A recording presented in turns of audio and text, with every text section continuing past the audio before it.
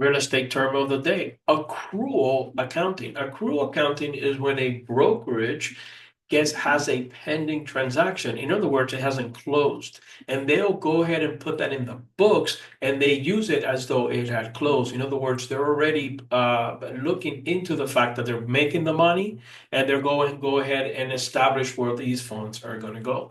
This is known as accrual accounting. Fun fact, when a real estate brokerage is for sale, it is based on accrual accounting because in reality, most real estate companies, the only thing they have for sale is what is pending, The furniture is, it's just furniture and the agents are the agents, but agents can't leave at any given time. For more tips and tricks, please visit my website. And if you want a one-on-one tutoring schedule, please pick a time and date, and I'll be more than happy to help you via Zoom on Florida real estate and broker's license. Many blessings to you.